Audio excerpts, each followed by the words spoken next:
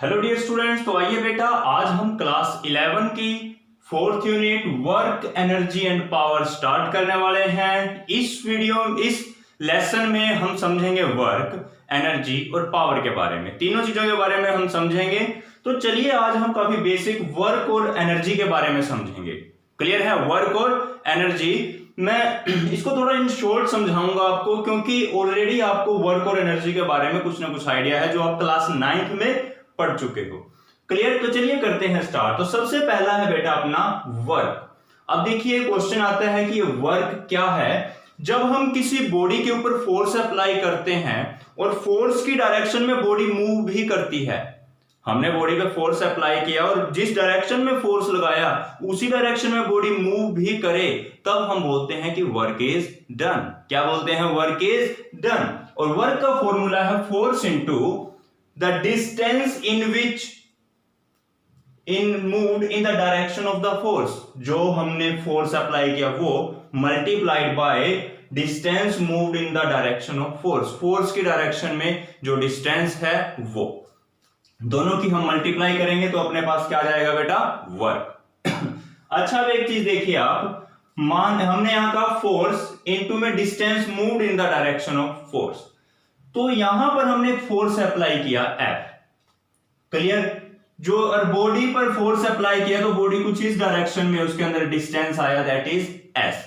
तो हमने जो फोर्स अप्लाई किया उसने डिस्प्लेसमेंट की डायरेक्शन में, जो डिस्टेंस की डायरेक्शन में कितना उसका हिस्सेदारी थी इस फोर्स की। देखिए इस फोर्स को आप दो हिस्सों में ब्रेक कर लेंगे, एक F cos थीटा और दूसरा आपका रहेगा यहां पर F sin थीटा। क्लियर है बेटा? अच्छा, बॉडी ने मूवमेंट कौन से फोर्स की वजह, देखिए इसको तो हमने दो हिस्सों में तोड़ दिया, की और एक ये, कौन सा फोर्स है जिसकी वजह से बॉडी यहां से यहां मूव करेगी? वो of course F cos theta रहेगा। क्लियर? तो हमने फोर्स इनटू डिस्प्लेसमेंट, तो फोर्स अपना F cos थीटा, डिस्प्लेसमेंट है अपनी S, दोनों की मल्टीप्लाई करेंगे तो हमारे पास आ गया force work is equal to F S cos theta. ये किसका फॉर्मूला बनता है? ये डॉट प्रोडक्ट हो गया ना। देखिए F vector dot S vector भी लिख सकते हैं इसको। क्यों? अगर मैं F vector dot S vector को ओपन करता हूं तो हमारे पास क्या आएगा? F S cos theta. Clear? इसको सोल्व करके यही आने वाला है अपना, तो इसलिए मैंने वर्क को ऐसे लिख दिया in short F vector dot S vector. अच्छा, अभी आपको ये भी पता होगा already positive work, negative work और जीरो वर्क क्या होता है। अगर मान लीजिए सपोज मैंने जिस डायरेक्शन, हमने कुछ फोर्स के साथ जैसे यहां से हमने बॉडी को डिस्प्लेस किया, तो अगर जब तक ये हमारा ये एंगल है फोर्स और डिस्प्लेसमेंट के बीच, जो नेट फोर्स है टोटल फोर्स और ये जो डिस्प्लेसमेंट है, इनके बीच जब तक एंगल 90 डिग्री से कम होगा, ये थीटा 90 से कम होगा, तब तक हमारा वर्क जो है पॉजिटिव रहेगा। क्योंकि देखिए जब तक थीटा की वैल्यू 90 से कम रहती है तो अपना कोस थीटा पॉजिटिव होता है, इसलिए वर्क डन भी क्या होगा? पॉजिटिव। क्लियर? और अगर ये एंगल 90 से ग्रेटर हो जाए, यानी कि फोर्स उस डायरेक्शन में चला जाए और डिस्प्लेसमेंट इस तरफ, मतलब फोर्स तो दूसरी तरफ जा रहा है और डिस्प्लेसमेंट इस तरफ हो रही है, तो काम उल्टा हो गया ना कुछ, यानी अब पॉजिटिव में नहीं गया वर्क, क्या हुआ है? नेगेटिव में गया है। वर्क फोर्स के अगेंस्ट हुआ है। मान लीजिए जस्ट यहां से देखिए, समझने की कोशिश करते हैं। यहां पर हमने फोर्स तो कुछ इस डायरेक्शन में अप्लाई किया, लेकिन डिस्टेंस इस डायरेक्शन में है। बॉडी ने मूव, मतलब फोर्स तो उस तरफ लग रहा है लेकिन बॉडी मूव इस तरफ कर रही है, तो ये एंगल कितना है? 90 से ग्रेटर हो गया ना दोनों के बीच में, तो वर्क फोर्स के अगेंस्ट हो रहा है, तो इसीलिए वर्क डन हमारा क्या है यहाँ पर? नेगेटिव रहेगा। क्या रहेगा बेटा यहाँ इस केस में? Work done negative. ठीक है, इसको भी एग्जांपल के साथ समझेंगे हम, लेकिन फिलहाल ये मैंने वैसे इन शॉर्ट आपको समझा दिया। नेक्स्ट है जीरो वर्क। अब जीरो वर्क क्या है? मान लीजिए सपोज हमने बॉडी को मूव इस साइड करवाना है, या बॉडी इस साइड मूव कर रही है, लेकिन जो हमारा फोर्स है वो इस डायरेक्शन में लग रहा है, तो क्या इस फोर्स की वजह से बॉडी में इस साइड डिस्प्लेसमेंट हो सकती है? नहीं। तो इस फोर्स के द्वारा यहां पर किया गया वर्क जीरो है। कितना है? जीरो। बात समझ में आई है? तो जब भी एंगल 90, वैसे भी यहां पर देखिए थीटा की जगह 90 पुट कीजिए तो cos 90 की वैल्यू क्या होती है? जीरो। तो हमारा किया गया वर्क कैसा हो जाएगा? जीरो। बात समझ में आई है बेटा? तो जब फोर्स और डिस्प्लेसमेंट के बीच एंगल कितना हो, 90 डिग्री का हो, then work done is zero. तब वर्क डन कितना होता है, जीरो होता है। तो क्लियर है बेटा, ये समझ में आया? तो चलिए पहले आप एक काम कीजिए, इसको जल्दी से वीडियो को पॉज करके नोट कर लीजिए, फिर हम इनके कुछ एग्जांपल समझेंगे, पॉजिटिव, नेगेटिव और जीरो वर्क के। क्लियर? तो चलिए जल्दी से नोट कर लीजिए। तो देखिए बेटा, अब हम कुछ एग्जांपल करते हैं इसके। सबसे पहले अपना पॉजिटिव वर्क, पॉजिटिव वर्क के कुछ एग्जांपल समझते हैं। लिखवाऊंगा नहीं आपको, जस्ट आपको समझाना है, माइंड में आइडिया सेट हो जाना चाहिए, फिर आप कभी भी अपने तरीके से उसको, अगर आपके पास जिस हिसाब से एग्जाम में आता है, आप अपने आप प्रॉब्लम को समझ पाओगे। क्लियर? तो मान लीजिए कि एक ऑब्जेक्ट है, वो अर्थ पे फॉल करता है। एक ऑब्जेक्ट अर्थ के पे नीचे की ओर गिर रहा है, तो अर्थ की ग्रेविटी की वजह से गिर रहा है ना ये, तो ग्रेविटी ने इसके ऊपर कितना वर्क किया वो बताइए। देखिए आप जरा, फोर्स किस तरफ है, अर्थ इसको अपनी ओर नीचे की तरफ खींच रही है, तो फोर्स की डायरेक्शन नीचे की तरफ है बेटा, और बॉडी में डिस्प्लेसमेंट किस डायरेक्शन में हो रही है, वो भी नीचे की तरफ हो रही है। क्लियर है? तो डिस्प्लेसमेंट भी नीचे, फोर्स भी नीचे, तो इसका मतलब बेटा दोनों में एंगल कितना हो गया, जीरो। यहां पर थीटा कितना हो गया, 0 डिग्री का हो गया, क्योंकि जिस डायरेक्शन में फोर्स उसी डायरेक्शन में डिस्प्लेसमेंट, दोनों में कोई एंगल ही नहीं बना। तो थीटा 0 90 से कम हो गया, तो यहां पर वर्क डन बेटा हमारा रहेगा पॉजिटिव। वर्क डन कैसा रहेगा, पॉजिटिव। तो ये बताइए समझ में आया कि नहीं आया? अच्छा, अब नेक्स्ट देखिए आप, जब हमने एक बॉडी पर फोर्स अप्लाई किया और बॉडी उसी डायरेक्शन में डिस्प्लेस हो जाए, हमने ऐसे पकड़ के बॉडी को खींचा और बॉडी इसी डायरेक्शन में डिस्प्लेस हो रही है, इसी तरफ आ रही है, तब भी हमारे द्वारा वर्क डन कैसा होगा, positive. When we pull a body and the body is moving to in the direction of force, हमने बॉडी को पुल किया, बॉडी उसी डायरेक्शन में आ रही है जिस डायरेक्शन में फोर्स है, तब वर्क डन कैसा है, पॉजिटिव। कैसा होगा बेटा वर्क डन, पॉजिटिव। क्लियर? अच्छा, एक एग्जांपल और समझते हैं। मान लीजिए यहां पर एक बॉक्स है, इस बॉक्स को हमने क्या किया, अपने हाथों से पकड़ के ऊपर उठाया। क्लियर? ये जमीन पे फोर्स बॉक्स रखा हुआ है, कोई भी बड़ा सारा, कोई जैसा भी मान लीजिए बॉक्स है, हमने क्या किया बेटा, इस बॉक्स को पकड़ के ऊपर उठाया।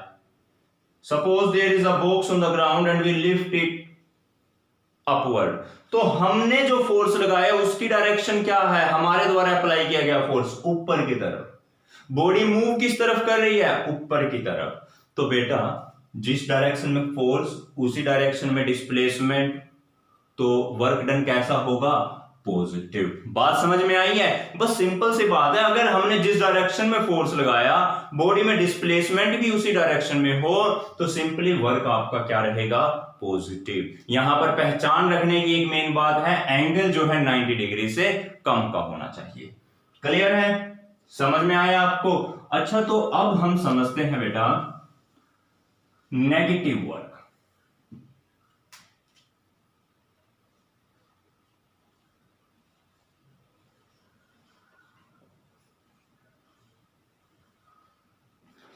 नेगेटिव वर्क में क्या होता है, जिस डायरेक्शन में फोर्स लगाया जाता है बॉडी उस डायरेक्शन में मूव ही नहीं करती, बॉडी उसके अपोजिट डायरेक्शन में मूव कर रही होती है, तो तब हम बोलते हैं कि हमारा जो वर्क है वो नेगेटिव गया है, पॉजिटिव में वर्क नहीं हुआ। अब देखिए कैसे, जस्ट सपोज कीजिए कि एक सरफेस के ऊपर एक बॉडी रखी हुई है, क्लियर, और ये बॉडी इस डायरेक्शन में मूव कर रही है, वेलोसिटी उसके अंदर इस डायरेक्शन में है, तो यानी कि बेटा जो डिस्प्लेसमेंट है उसके अंदर वो भी कुछ इसी डायरेक्शन में रही होगी। क्लियर है? लेकिन जो फोर्स ऑफ फ्रिक्शन है वो किधर लगता है, पीछे की तरफ। बात समझ में आए? तो दोनों में एंगल कितना हुआ भाई, डिस्प्लेसमेंट इस तरफ है, फ्रिक्शन इस तरफ है, तो एंगल 180 डिग्री का। कितना, 180 डिग्री। दोनों एक दूसरे के बिल्कुल अपोजिट है बेटा, तो इसका मतलब यहां फ्रिक्शन फोर्स है, ये फ्रिक्शन फोर्स हमेशा ही डिस्प्लेसमेंट के उल्टी डायरेक्शन में लगता है, तो फ्रिक्शन के द्वारा किया गया वर्क हमेशा कैसा होगा, negative.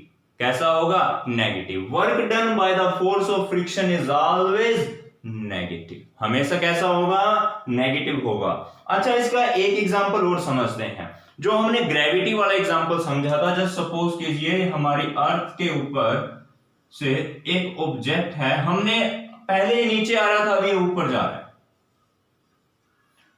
Suppose an object is moving upward, तो ग्रेविटी ने फोर्स किस तरफ लगाया, ऑब्जेक्ट ऊपर मूव कर रहा है, तो मतलब कि बेटा डिस्प्लेसमेंट तो इसमें ऊपर की ओर है, लेकिन ग्रेविटी का जो फोर्स है वो किस तरफ है, this is the force of gravity. दोनों अपोजिट डायरेक्शन में हो गए ना, बॉडी की मूवमेंट ऊपर लेकिन फोर्स ऑफ ग्रेविटी नीचे की ओर, तो दोनों जब अपोजिट चले गए एक दूसरे के, तो इसका मतलब वर्क डन कैसा, नेगेटिव, क्योंकि यहां जो एंगल है आपका वो 180 डिग्री होता है। फोर्स नीचे, डिस्प्लेसमेंट ऊपर, तो दोनों एक दूसरे के अपोजिट हैं, तो 180 डिग्री एंगल बन रहा है। तो इसका मतलब यहां पर वर्क डन कैसा होगा बेटा, नेगेटिव वर्क होगा। बात समझ में आई है? तो चलिए इसके बाद अभी हम समझते हैं अपना जीरो वर्क।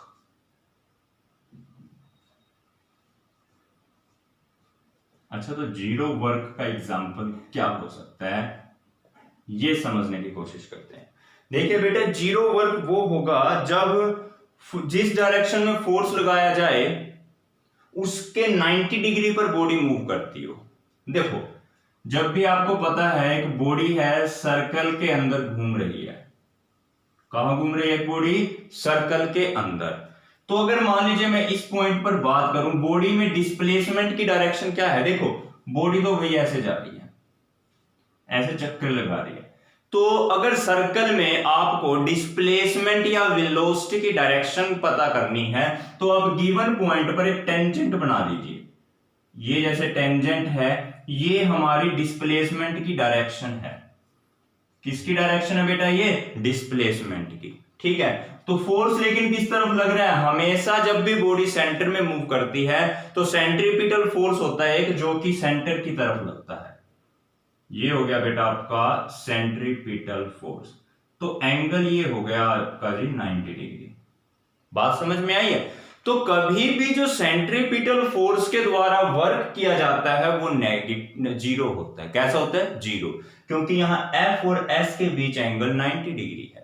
अब मान लीजिए बॉडी यहां पर आ चुकी है अपनी, ठीक है, तो डिस्प्लेसमेंट कुछ इस डायरेक्शन में होगी और फोर्स बेटा जी इस डायरेक्शन में होगा, तो यहां पर भी एंगल कितना आपका 90 डिग्री हो जाएगा।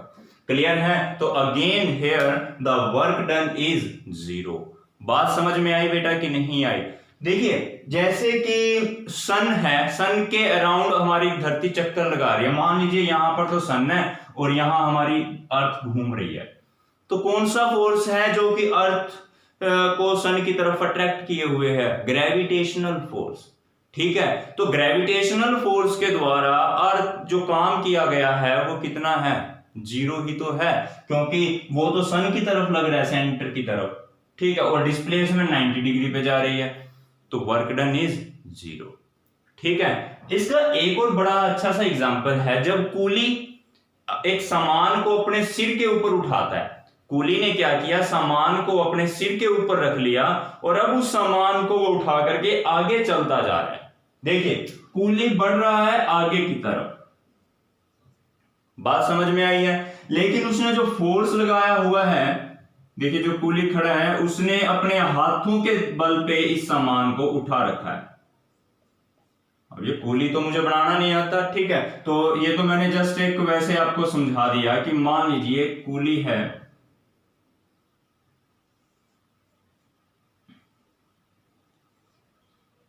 उसने क्या किया, ये कुछ सामान है जिसको उठाया हुआ है, ठीक है, कूली ने एक सामान उठा रखा है अपने सिर पे और वो कूली सामान को ऐसे उठा करके आगे चलता जा रहा है, सीधा सामान ऊपर उठाया और ऐसे आगे सीधा जा रहा है, तो फोर्स तो वो ऊपर की ओर लगा रहा है, क्लियर, लेकिन डिस्प्लेसमेंट उसकी आगे की तरफ है, तो एंगल कितना हो गया 90 डिग्री। तो फिजिक्स ये कहती है कि कूली के द्वारा किया गया वर्क जीरो है। बेशक से जीरो नहीं है रियलिटी में, लेकिन इन टर्म्स ऑफ फिजिक्स आप इसके वर्क को क्या मानोगे, जीरो मानोगे, क्योंकि देखिए फोर्स तो ऊपर है लेकिन डिस्प्लेसमेंट वो आगे की तरफ कर रहा है, तो एंगल कितना 90 डिग्री और cos 90 जीरो होता है।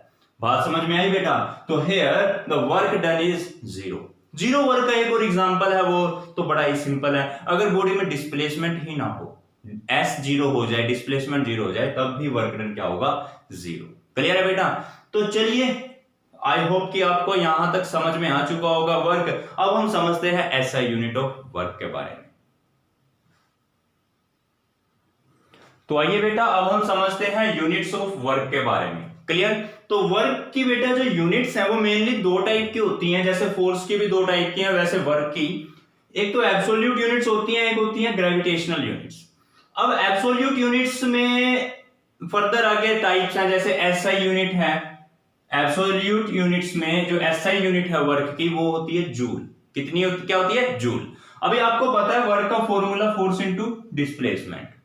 तो वर्क को 1 जूल तब बोलेंगे जब फोर्स होगा 1 न्यूटन और डिस्प्लेसमेंट होगा 1 मीटर। क्लियर? तो यहां से आप डिफाइन इजीली कर सकते हो अपने तरीके से। आप 11th क्लास में हो चुके हो, आपको डिफाइन करना आना चाहिए। सपोज आपसे पूछा जाए डिफाइन 1 जूल, तो आप कैसे डिफाइन करोगे? Work is said to be 1 joule if on applying a force of 1 newton the body is displaced in the direction of force by the 1 metre. Body अगर पे फोर्स लगाया जाए 1 न्यूटन और body force की direction में ही 1 metre आगे move करे, तब हम कहेंगे वर्क कितना? 1 जूल। क्लियर है? तो यहां मैं डेफिनेशन नहीं लिखवा रहा, आपको खुद बनानी आनी चाहिए ये। बस अगर आपको ये पता चल गया तो लिखने की भी जरूरत नहीं, आप कभी भी अपने आप इसकी डेफिनेशन बना सकते हो। सीजीएस यूनिट क्या है इसकी? अर्ग। एसआई यूनिट तो जूल थी, सीजीएस यूनिट है वर्क की अर्ग। अब अर्ग देखिए कैसे define, work force into displacement. Work को हम 1 अर्ग तब बोलेंगे अगर, देखिए फोर्स की सीजीएस यूनिट क्या है पहले वो देखिए, डाइन है। क्या होती है? डायन नहीं, डाइन। क्लियर? तो फोर्स की जो सीजीएस यूनिट है वो है डाइन और डिस्टेंस की है सेंटीमीटर। तो अगर फोर्स 1 डाइन हो और बॉडी में डिस्प्लेसमेंट 1 सेंटीमीटर का आए, तब हम कहेंगे इसका वर्क कितना? 1 अर्ग। समझ में आया बेटा? तो सीजीएस यूनिट ये है अर्ग आपकी। तो अगर कोई डिफाइन करने के लिए बोले, जैसे हमने इसको डिफाइन किया वैसे इसको भी डिफाइन कर सकते हैं। क्लियर? अच्छा, अब क्वेश्चन आता है कई बार 1 जूल और अर्ग में रिलेशन बताओ क्या है। जूल और अर्ग इन दोनों में क्या रिलेशन है? देखिए बेटा, 1 जूल क्या था? 1 न्यूटन गुना 1 मीटर। क्लियर? 1 मीटर में कितने सेंटीमीटर? 100 सेंटीमीटर। ऐसे ही 1 न्यूटन में 10 की पावर 5 डाइन होते हैं। 1 न्यूटन में कितने डाइन होते हैं? 10 की पावर 5 डाइन। तो 5 ये है और 2 जीरो ये रही, तो टोटल 7 हो गई ना। तो 10 की पावर 7 डाइन और सेंटीमीटर। डाइन और सेंटीमीटर को क्या बोलते हैं? अर्ग। तो इनकी जगह मैंने लिख दिया अर्ग। यानी 1 जूल 10 की पावर 7 अर्ग के बराबर है। तो बेटा आई होप कि आपको ये समझ में आ गया होगा, 1 जूल 10 की पावर 7 अर्ग के बराबर। नेक्स्ट है ग्रेविटेशनल यूनिट्स। ये तो थी बेटा एब्सोल्यूट यूनिट। अब नेक्स्ट क्या है अपने? Gravitational unit. देखिए एसआई यूनिट्स में जो ग्रेविटेशनल यूनिट है, एसआई सिस्टम में जो ग्रेविटेशनल यूनिट है इसकी, वो होती है किलोग्राम मीटर। क्या होती है? Kilogram metre. देखिए अब कैसे, अगर 1 किलोग्राम मीटर क्या है? वर्क क्या? Force into displacement. वर्क को मैंने 1 किलोग्राम मीटर लिख दिया, फोर्स को किलोग्राम वेट। देखिए फोर्स की जो ग्रेविटेशनल यूनिट है ना वो किलोग्राम वेट है। क्या होती है? Kilogram weight. और जो एब्सोल्यूट यूनिट होती है वो न्यूटन होती है। एब्सोल्यूट यूनिट तो न्यूटन और ग्रेविटेशनल यूनिट किलोग्राम वेट। तो हमने फोर्स को 1 किलोग्राम वेट रख दिया, डिस्टेंस को 1 मीटर रख दिया, तब हमारा जो वर्क है वो 1 किलोग्राम मीटर होगा। बात समझ में आई है? तो यहां से आप 1 किलोग्राम मीटर को डिफाइन भी कर सकते हो। तो अब देखिए 1 किलोग्राम वेट आपका 9.8 न्यूटन के बराबर होता है। This is 1 kilogram weight equals to 9.8 newton. Into में 1 मीटर है, ये आपका 1 मीटर। क्लियर? तो 1 किलोग्राम मीटर 9. देखिए newton into metre, newton into metre joule, तो 9.8 जूल। तो अगर कोई आपसे कहे वर्क की एब्सोल्यूट यूनिट और ग्रेविटेशनल यूनिट में रिलेशन बताओ, किलोग्राम मीटर तो इसकी ग्रेविटेशनल यूनिट है और जूल जो है इसकी एब्सोल्यूट यूनिट है। तो आ गया 1 किलोग्राम वेट मीटर 9.8 जूल के बराबर है। बात समझ में, देखिए 1 किलोग्राम वेट में ना 9.8 न्यूटन होते हैं, तो इसकी जगह ये लिख दिया, मीटर की जगह मीटर और न्यूटन इंटू मीटर की जगह जूल। आ गया क्लियर। अब करते हैं सीजीएस यूनिट, बस कुछ नहीं है ना, किलोग्राम की जगह ग्राम लिख दो, किलोग्राम वेट था उसकी जगह ग्राम वेट हो गया, मीटर की जगह सेंटीमीटर आ गया। ठीक है, अब 1 ग्राम, देखिए 1 किलोग्राम वेट में 9.8 न्यूटन थे। अब इसकी सीजीएस यूनिट देखिए, ग्राम वेट में 980 डाइन होते हैं। इसकी सीजीएस यूनिट क्या थी, फोर्स की, डाइन थी ना। तो ग्राम वेट के में 1 ग्राम वेट में 980 डाइन, सेंटीमीटर का सेंटीमीटर, तो डाइन गुना सेंटीमीटर अर्ग, तो 1 ग्राम सेंटीमीटर 980 अर्ग के बराबर है। 1 ग्राम सेंटीमीटर कितने अर्ग के बराबर है, 980 अर्ग के बराबर। तो बेटा चलिए आप जल्दी से इसको नोट कर लीजिए, फिर हम चलते हैं अपने टॉपिक एनर्जी की तरफ। तो नेक्स्ट है बेटा देखिए, work done by the variable force. मतलब मान लीजिए आपके पास फोर्स कांस्टेंट नहीं है, पहले जो हमने केस किया वो सिंपली कांस्टेंट फोर्स का था, लेकिन अब फोर्स जो है टाइम के साथ वेरी कर रहा है। फोर्स जो है टाइम के साथ वेरी कर रहा है। मान लीजिए फोर्स और डिस्प्लेसमेंट, उसके बीच कुछ इस तरह का ग्राफ आ रहा है, किसी भी तरह का हो सकता है, हमने जस्ट अपनी तरफ से एक लाइन ऐसे ही ग्राफ कंसीडर कर लिया कि फोर्स और डिस्प्लेसमेंट के बीच कुछ इस टाइप का ग्राफ आया। तो एक काम करते हैं, हम इसको ना एक छोटे छोटे कुछ पार्ट्स में डिवाइड कर लेते हैं।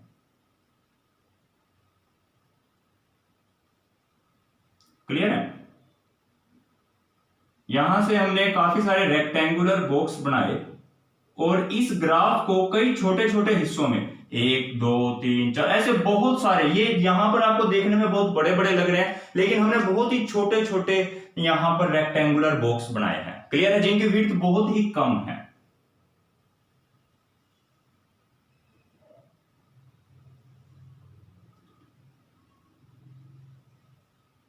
बात समझ में आई बेटा। अब इसमें से आप कोई भी एक रेक्टेंगुलर बॉक्स उठाइए, कोई भी एक बॉक्स उठाइए, सपोज ये है ए, ये बी, सी, डी। तो एक रेक्टेंगुलर बॉक्स हमने लिया, that is A B C D. Clear है। तो बी से सी तक की जो डिस्टेंस है, दिस इज डेल्टा एक्स। क्या है ये, डेल्टा एक्स, और ये हमारा है वाई एक्सिस पे फोर्स। तो आप देखिए वर्क डन बी से सी तक जाने में, यानी यहां से यहां तक जाने में हमें जो वर्क करना पड़ा वो वर्क क्या है, वर्क का फॉर्मूला क्या होता है, फोर्स इंटू डिस्प्लेसमेंट। तो फोर्स इंटू में डिस्प्लेसमेंट कितनी है, डेल्टा एक्स, फोर्स इंटू में डेल्टा एक्स। बात समझ में आई है। अब देखिए जरा आप, डेल्टा एक्स तो क्या है, ब्रेड्थ, इस रेक्टेंगल की ब्रेड्थ, और लेंथ इसकी क्या है, फोर्स। इसकी लेंथ क्या है, फोर्स, और ब्रेड्थ क्या है इसकी, डेल्टा एक्स। क्लियर है। तो यहां पर देखिए लेंथ इंटू ब्रेड्थ, ये तो लेंथ है फोर्स और डेल्टा एक्स इसकी ब्रेड्थ है। लेंथ इंटू ब्रेड्थ क्या होता है, एरिया ऑफ द रेक्टेंगल। क्या है ये, area of rectangle A B C D. बात समझ में आई है। तो हमने वर्क का फॉर्मूला लगाया फोर्स इंटू डिस्प्लेसमेंट, और ये क्या बनता है, एरिया ऑफ द रेक्टेंगल। अच्छा अब जरा आप देखिए बेटा, यहां पर हमें टोटल वर्क निकालना है। क्या निकालना है, टोटल वर्क। अब x की वैल्यू कहां से शुरू होती है, एक्स आई, इसको i for initial, f for final. ठीक है। तो x की मिनिमम वैल्यू एक्स आई है और maximum value x f. X i से एक्स एफ तक गए और एफ इंटू डेल्टा एक्स, तो ये आ जाएगा हमारे पास टोटल वर्क। अच्छा अब देखिए नेक्स्ट, मान लीजिए ये जो डेल्टा एक्स, ये जो लेंथ थी इसकी, ये वाली लेंथ, ये बहुत बहुत बहुत छोटी है, बहुत ज्यादा छोटी है। यानी कितनी छोटी है कि जीरो को अप्रोच करते हैं, जीरो भी नहीं है लेकिन जीरो के बहुत ज्यादा क्लोज है। तो यानी कि लिमिट हमने पुट कर दी delta x approaching to zero. Clear. मतलब कि हमारे जो डेल्टा एक्स, ये width of the rectangular box है ना, ये यानी कि बेटा देखिए ये वाली विड्थ है जो, ये बहुत बहुत छोटी है, बहुत ज्यादा छोटी है। तो हमने इसको अप्रोक्सीमेटली जीरो मान लिया, जीरो नहीं है but approximately zero, near by zero. तो इसको as it is F into delta x summation. तो इसको हम, इस टर्म को इंटीग्रेशन की हेल्प से भी सोल्व कर सकते हैं। कैसे, F फोर्स dx यानी कि चेंज इन द डिस्प्लेसमेंट कि इस साइड ऐसे जाते हुए हमने डिस्टेंस कितना मूव किया, वो है dx। F into D x, limit कहां से कहां चली, शुरू में x की वैल्यू x आई थी, लास्ट वाली x है, तो यानी कि आपने यहां से यहां तक का जो टोटल वर्क था, ये है बेटा x है आपका, तो यहां से यहां तक का जो टोटल वर्क था वो आपने फाइंड आउट कर लिया। ठीक है, ये क्या था, ABCD का F इंटू डेल्टा एक्स क्या है, इस ABCD का एरिया, और अब ये क्या है, हमने इसका इंटीग्रेशन कर दिया xi से xf तक, यानी यहां से यहां तक का टोटल एरिया आ चुका है। तो इसका मतलब वर्क अगर आपको निकालना है, फोर्स और डिस्प्लेसमेंट के बीच ग्राफ गिवन है, आपको वर्क निकालना है, तो सिंपली इसके नीचे का एरिया निकाल लो। आप क्या निकाल लोगे, एरिया। तो area under the force displacement curve give us the work done. बात समझ में आई है बेटा? तो जरा देखिए आप यहां पर,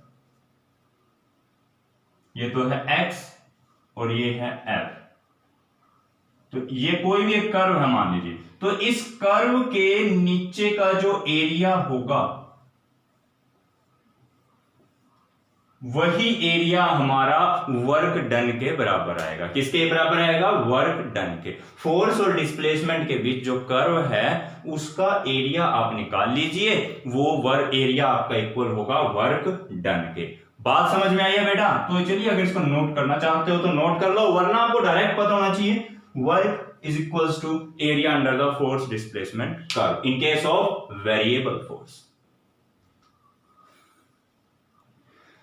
अच्छा तो बेटा नेक्स्ट देखिए आपका एनर्जी क्या होती है।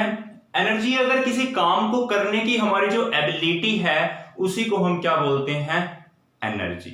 It is the ability of doing the work या capacity of doing the work, that is called energy. अब देखिए वर्क हमारी स्केलर क्वांटिटी थी। कैसी क्वांटिटी थी, स्केलर। तो एनर्जी भी कैसी क्वांटिटी है, स्केलर क्वांटिटी है।